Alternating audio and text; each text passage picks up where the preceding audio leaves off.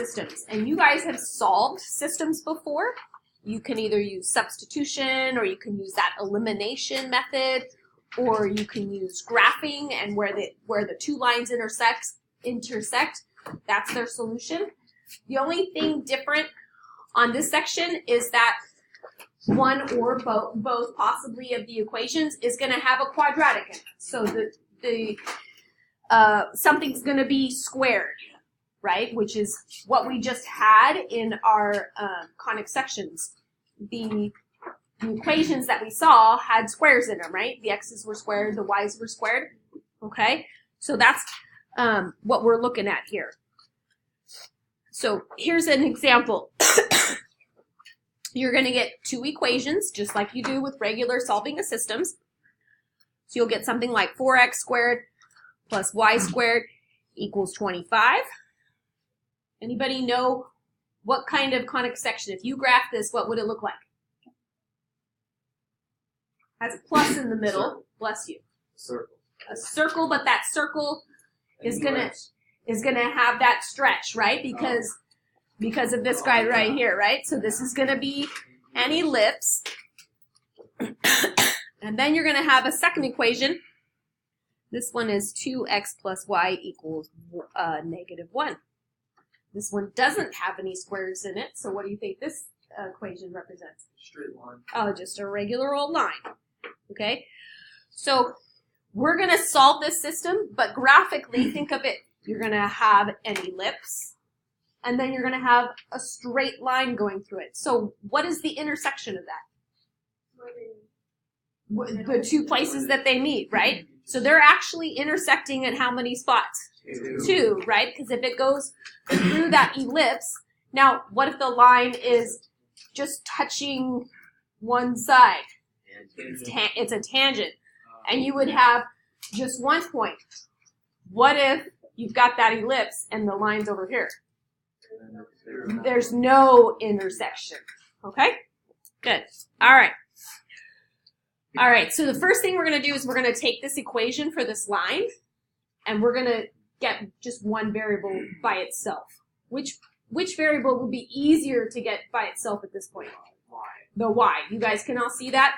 If you just subtract 2x from both sides, you're going to get y equals -2x minus 1. Okay? Then it's real obvious that it's a line, right? Because now it's in slope-intercept form. We're going to take that, and we're going to substitute. We're going to use substitution.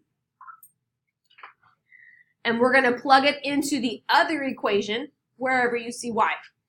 Happens to only be one y, so we only have to plug it in once. But let's say there was more than one y. You would plug it in multiple spots, okay? So all this in parentheses, and it helps me to put it in parentheses, is going to go right here where that y is at. So we're going to have 4x squared plus, and then I'm going to write the parentheses and fill in -2x minus 1, and square it, equals 25. Okay? Notice now that I've plugged in or substituted in, my y variable's gone. Right, so now I'm just down to just that x, okay? And then it makes it a lot easier to solve, except for I've got this binomial right here being squared. So what do you do with a binomial being squared? You can FOIL it, or if you have memorized the pattern, there is a pattern to it, but I'm just going to FOIL it. So I'm going to take the 4x squared plus, and then I'm going to write -2x minus 1 times -2x minus 1 equals 25. And now I'm just going to FOIL. Or you can use the box. Some of you prefer the box, but there's also like a pattern you can memorize when you're really good at it. Okay. So F is for first. -2x times -2x is positive 4x squared. O is for outside, so -2x times -1 is positive 2x. Same thing for the inside, another positive 2x. L is for last, so -1 times -1 is positive 1. And now we're going to just look for like terms and group those guys together, right? So already we've got the 4x squared here and a 4x squared here, so that gets us 8x squareds. We've got the 2x and the 2x, so that's a 4x. And then if I set this equal to 0, like if I subtract this 25 from 1, what do we get? Negative 24. Okay, and it looks like this super hard trinomial, but do you guys see a GCF there? Yeah. What's the GCF? 4. Be even better if it was 8, right? Okay, so that gets us down to 2x squared plus x minus 6.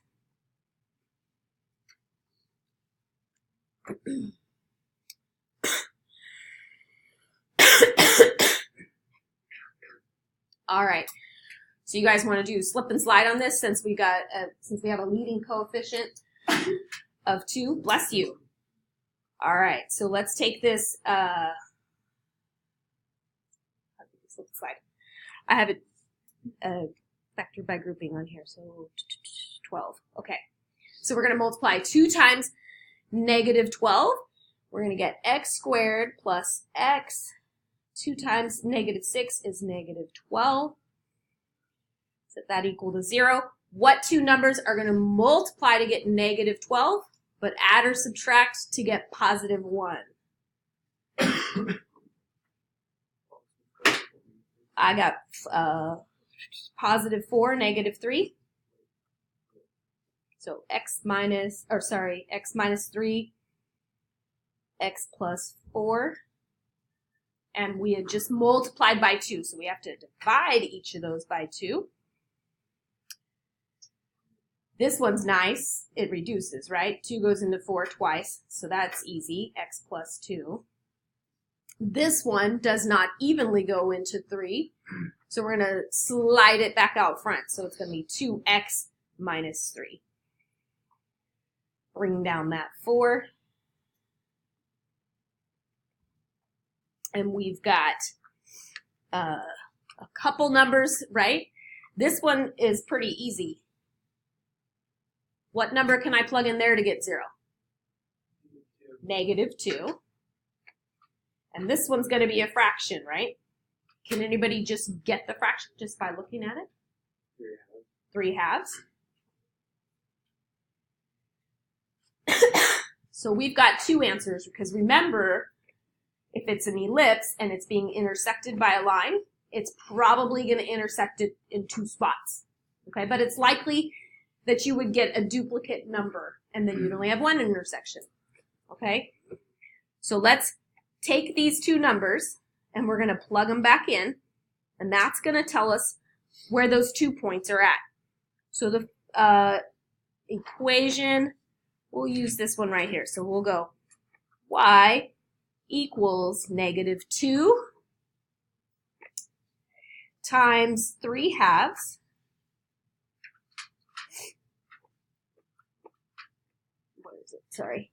minus 1.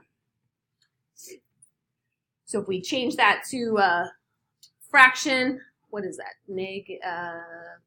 Negative 3 minus 1, so negative, wait, that's not right. Negative, so 1 and 1, sorry. Negative 3 minus 1 more should be negative 4, right? So that means we plugged in 3 halves and got negative 4.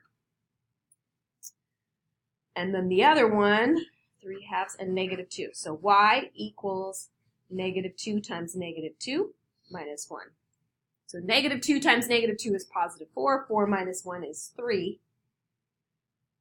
So the other intersection point is at negative 2, positive 3.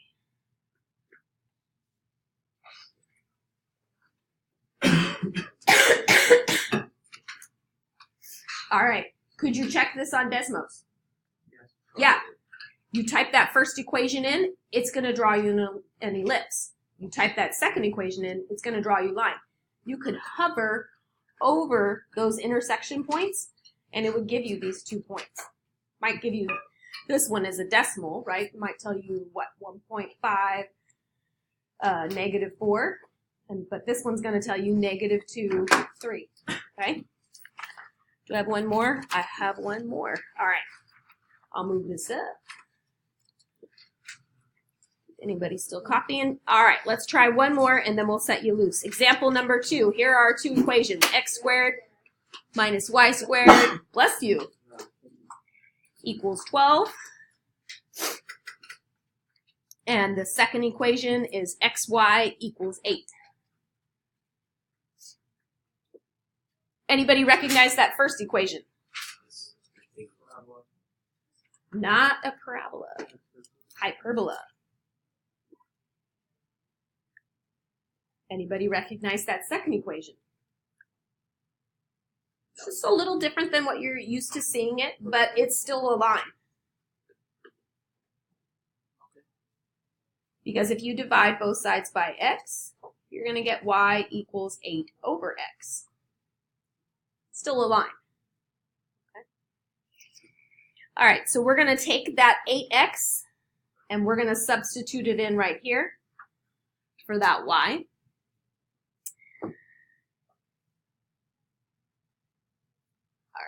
So we've got x squared minus 8 over x squared equals 12.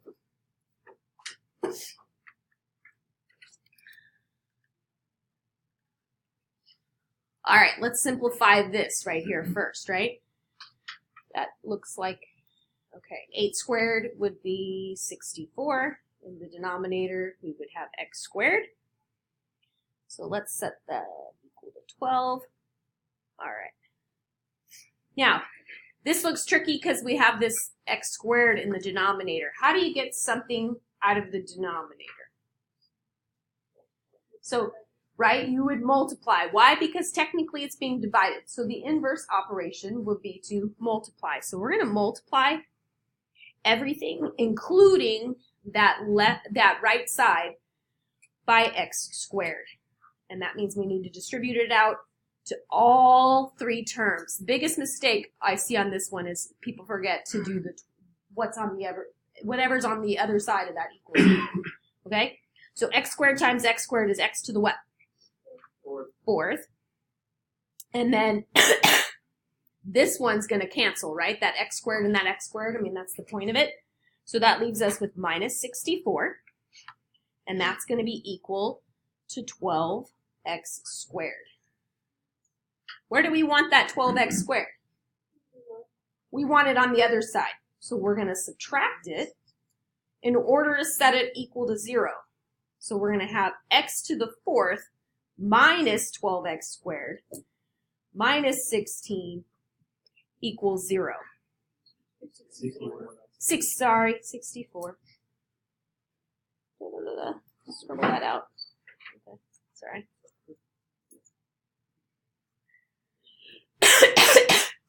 And that should be x to the fourth. Sorry. I was looking one step ahead, sorry, which is kind of going to give you the answer to the next one. All right, so if we factor this, x to the fourth, to get x to the fourth, we multiply what times what? X squared times x squared. And then this one's a little bit tricky, but what two numbers are going to multiply to get negative 64, but add or subtract to get negative 12? 16. I know, I gave you guys the answer. It's negative 16, and the other one should be positive 4. Okay? So we're going to take each of these and set them equal to 0. So x squared minus 16 equals 0. Add 16 to both sides.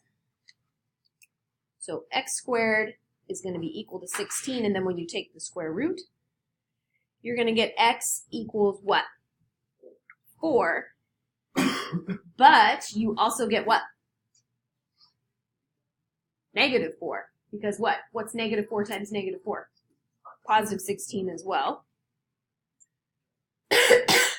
Now let's take the x squared plus 4, set it equal to 0.